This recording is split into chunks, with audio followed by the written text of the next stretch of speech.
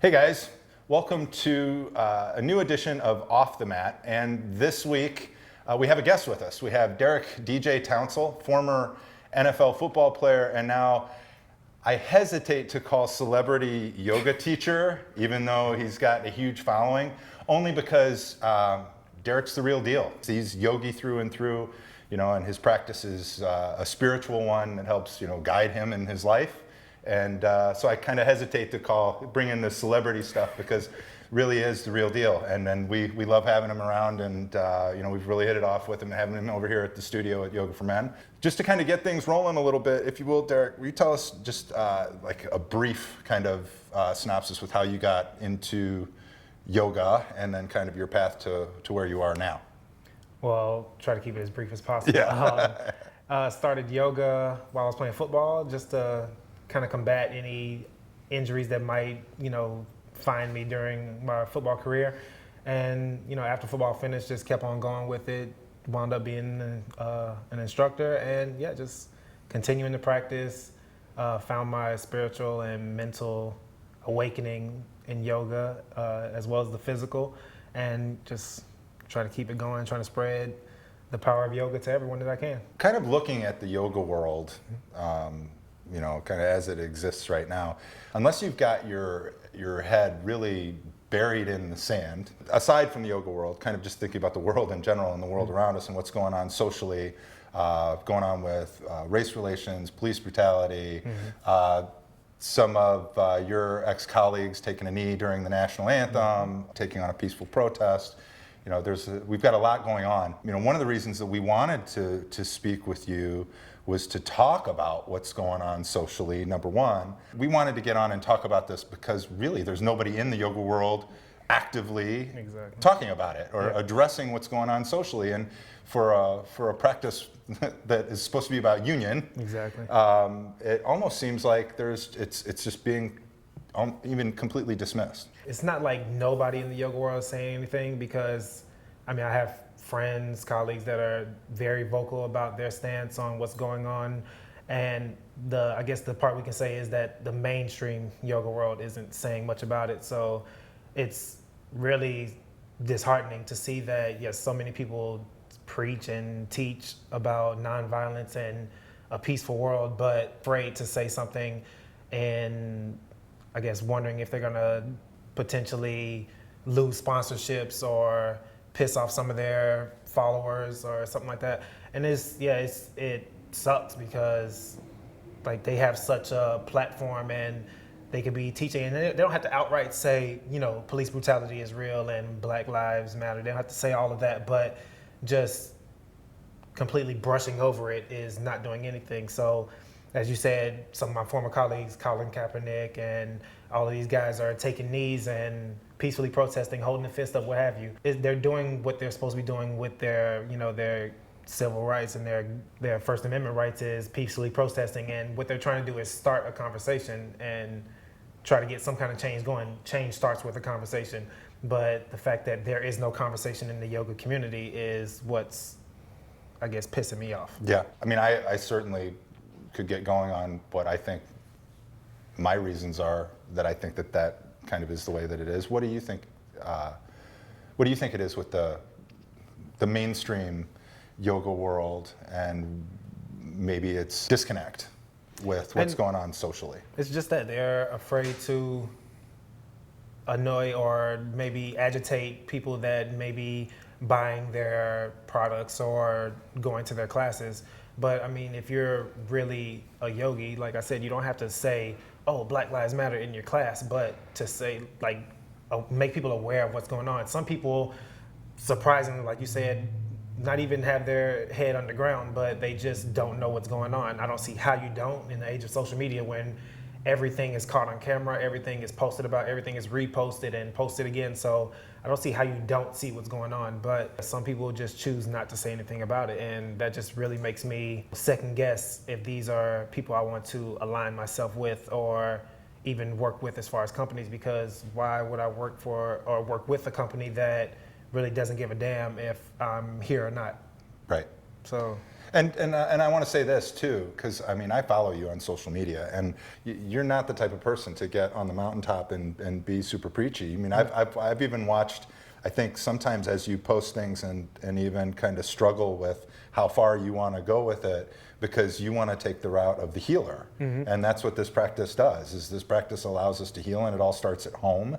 And I mean, I think you and I both know that it's all about the individual work that we all have to do to then be able to share that with the rest of the world. So you want to push people to do their individual work, but at the same time, in being honest and truthful with yourself, there's when you see injustice happening, eventually there comes a time where you feel the need to voice that as well. You said it perfectly. I'm a healer, but on the other side, the healing is what helps take care of my family, and my family could also very well be the next hashtag. So, I mean, had social media been around in the 70s, my family would have been hashtag. My grandfather was killed in a car crash with a cop who also planted alcohol in his car to try to save himself. And then on the other side, my other uncle was a police officer who was killed by a shoplifter. So it's two sides to everything. But I mean, as the man of my family, I'm a protector. So I also have to be aware that, just as these children, men and women, black women and men, children are killed, that my family could also very well be one of those people. My 7-year-old daughter, my wife, me, my family. So, I mean, as the healer, I also have to be the protector, and I also have to say something to kind of spark some kind of conversation. And like I said, it's very disheartening to see that nobody in the mainstream yoga world, who are supposed to be healers as well, aren't saying anything to help heal anybody. Because I mean, you're not just getting the mainstream yoga community in your classes, you're also getting black men, women, and possibly children in your class. So you have to look out for everybody, because an injustice anywhere is an injustice everywhere. Right. And I think I think you made a great point. I mean, when in telling the story about your uncles, is that it's not just black or white. It's not like, it's not like if you're against police brutality, you're somehow against law enforcement. Yeah, not at all. I think there are probably plenty of good cops that are really upset about what they're seeing as well. And I think it's this, a lot of times what you see is people just get immediately defensive and look to protect what they identify with. Yeah. If you come from a white family in a white town and it's all been law enforcement, then your initial response to this stuff is to immediately defend and protect what you know. When what we need people to do is to not be defensive and be open to conversation. Exactly. And whenever somebody says Black Lives Matter, like I'm so tired of this conversation, but saying Black Lives Matter or being pro-black doesn't mean anti-white or anti-cop. It just means, hey, if you truly believe all lives matter, then black has to fit into that equation. 1 + 1 doesn't equal 3. You have to have an extra piece in there somewhere. So yeah, it's not saying, I hate cops because I want black lives to live. No, I don't want anybody to die, but I also don't want the people who are being put in place to protect us to be the ones killing us. And I mean, it just hits all realms. Like, if Black Lives Matter to me, that means I don't want my black brothers killing my black brothers, or whatever. And for those of you that don't know, I had the fortune of working with Colin Kaepernick and Brandon Marshall and Jelani Jenkins of the Dolphins, 3 of the guys that have taken a knee. And we didn't exactly go hang out and spend a whole lot of personal time together. You do get to know kind of what makes people tick when you're working with them on a yoga mat. You have a lot of people that say that what they were doing is very divisive. It's funny to me as I hear that word a lot, right? It's like, well, Black Lives Matter is divisive. Them taking a knee is divisive. The only people that say that it's divisive are those that get offended by it. Do you know what I'm saying? Yeah. Like I personally don't see Black Lives Matter as being divisive, because I see it from the perspective that you're sharing, where you're saying, this is the community we're talking about that's being oppressed in this instance, so we need to bring awareness to that. I totally understand that. I totally get when people then go, no, all lives matter, how that just waters down the conversation and takes the thunder away from what we're trying to bring attention to. Exactly. What we really need, I think, is that for people in the white community who feel that defensiveness or that or want to say immediately, it's divisive. So they put up that wall, is to bring the walls down and just listen. One of the best analogies I've heard is like when people say that all lives matter. So during Breast Cancer Awareness Month, you don't go to a breast cancer awareness rally or seminar and say, hey, what about lung cancer? Like, we're Right. talking about breast cancer right now. Like, we understand that all cancer matters, but right now, this is the month of breast cancer. Right now, black men, women, and children are being killed by police at an alarming rate. Just like, yes, there's black on black crime, but I mean, there's so many other things that go along with that. So, like, underfunding in the black community, drugs, poverty. So there's just so much that goes along with that. But now when you put somebody who's supposed to be helping this community that is actually hurting it even more, that's when you start to get the separation of, okay, now we don't understand what you're saying about Black Lives Matter. Like, I've grown up in a community where there's two things. I grew up in Miami where I ran from the police when I saw the police because you never know. I also grew up in a community in Memphis where we knew the cops that were coming into our area. We knew, okay, this is, such and such. He grew up in this community, so he knows who these kids are. He knows their parents. So that's what we need is more of a law enforcement that can identify, not even identify, but who understands the community, who knows, okay, this is this kid, he's the son of this person. Like, if they don't see that, like, just think if Mike Brown and Ferguson knew Darren Wilson, if they knew each other, if he knew the family, okay, Darren, go take your ass in the house. What the hell are you doing in this store doing whatever? Like, it wouldn't turn into shots fired. Right. So we need more law enforcement that are actively in the community. One thing I heard on a radio show that I listen to every morning, and I agree with this, I actually had this same idea a few weeks ago, was that all cops, no matter what color you are, should take some kind of studies in the community you're going to be in, Black, African American studies, or whatever kind of community you're going to be in. Understand what those people are going through, understand the history of these people and how they've been treated throughout the years, so that when you go into these communities, you have some kind of empathy and understand, okay, well, this person is running from my cop car because their friend was killed 2 years ago by a cop. So your first reaction is not to take out a gun and point it at them because if anybody points a gun at me, I'm running. Right. There's a really good quote, Thich Nhat Hanh, but he talks about how knowledge gets in the way of understanding. Yeah. And I think we're seeing a lot of that right now too. It's like, I think there are a lot of people in the white community that can say, hey, I've never not said that this doesn't happen. Yeah, this happens. But then it's left at that. Yeah. And the fact that you know that that's going on, number one, doesn't do anything to stop it. But number two, doesn't mean that you understand what it's like to be the person targeted. Exactly. And that's the disconnect. It's like, I'll be 43 this year. And in 43 years, I can honestly say that I have never had that experience. Yeah. I've had times when I've been in places where maybe I was the minority and I felt a little uncomfortable, but in terms of feeling like I had a target on my back, or in terms of having to be afraid of someone, or anytime I've ever gotten pulled over by the police, actually having that kind of a fear, never, because I'm not the target. Yeah. At the same time, do I totally understand that police brutality is something that's happened it happens and it has happened, or that racism exists and all that? Yeah, totally. But I've never been the target, so I'll never be able to totally understand, but I can try to listen and then understand and empathize. Exactly. But if all I'm doing is saying, yeah, it exists, then I'm just taking judgment, and it's about, and that's where the knowledge versus the understanding, kind of gets in the way. Yeah, and I said on one of my posts on Instagram, just if you don't have the perspective, see it this way. Like when I'm driving down the street, if I see a cop car, that moment, so I turn my music down, I make sure my seatbelt's on, I make sure that I'm sitting upright, I'm practicing what I'm gonna say to a cop if I were to get pulled over.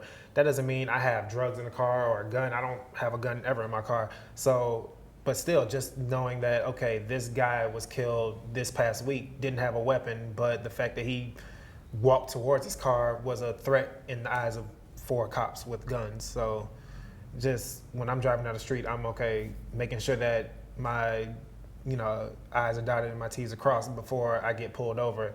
And like I said, I'm not doing anything illegal, but just to make sure that I make it home to see my family is what is my main focus at the time. Just like cops, when they are pulling somebody over, they have no idea what they're getting themselves into when they pull somebody over. But as a citizen who is paying his taxes to make sure that these cops are protecting me, I don't want to have that same mentality when I'm being pulled over. It's like I have no idea what to expect. I should have the security in knowing that a cop is going to walk up to me, he's going to say what I did wrong. If I was doing anything wrong, he's going to hand me my ticket or say, hey, this is just a warning, be safe next time, and then go on his day. So I can go home to my family, he or she can go home to their family. So that's the type of security we need when we say Black Lives Matter. We're not saying that, oh, this, our lives matter more than this person. It's like, no, both of us want to get the hell home. Right. So we just need that understanding from both ends, and more so the people who have the weapons and have the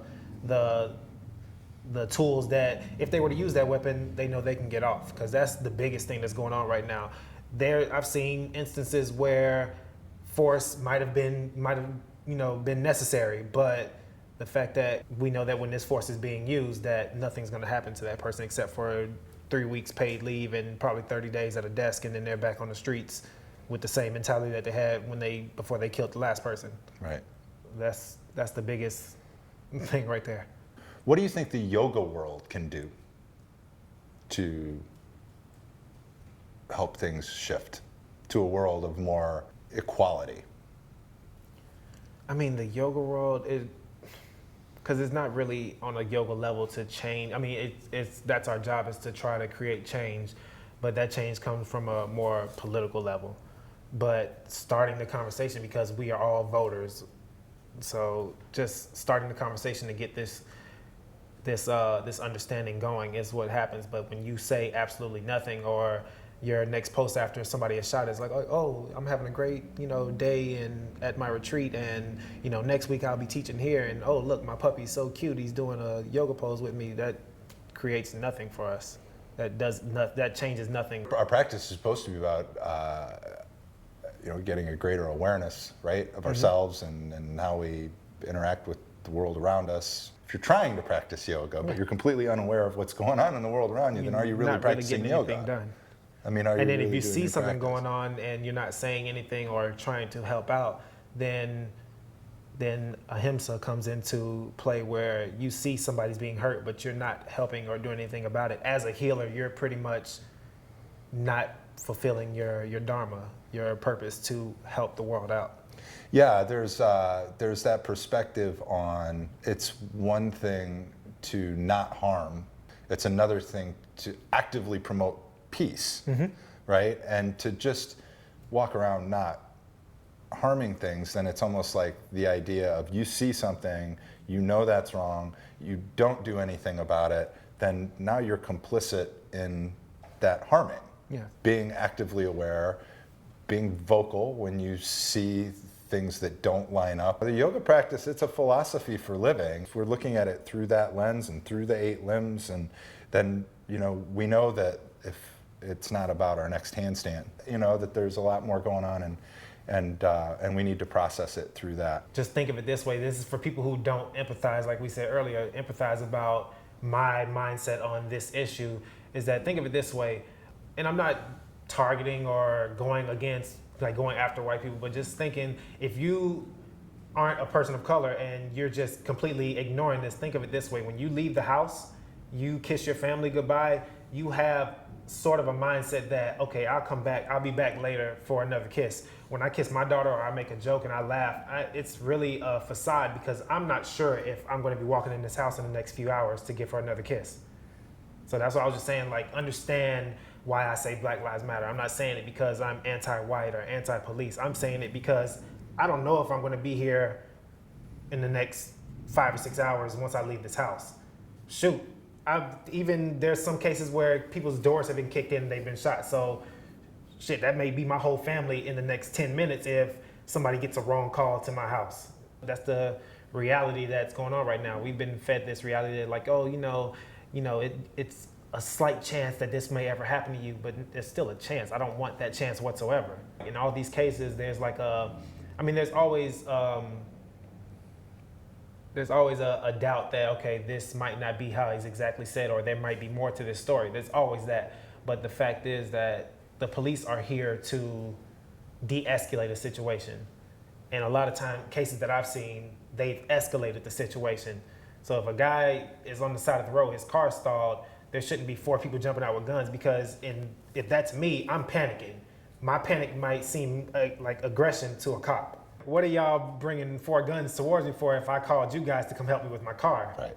Like, That's the conversation. like that's the conversation. Like, you know, there's no, and the thing that pisses me off more is, I mean, that adds on to the fire is that people who weren't even on the ground in the helicopter, like, oh, that looks like a big bad dude. What's the translation for that in your mind?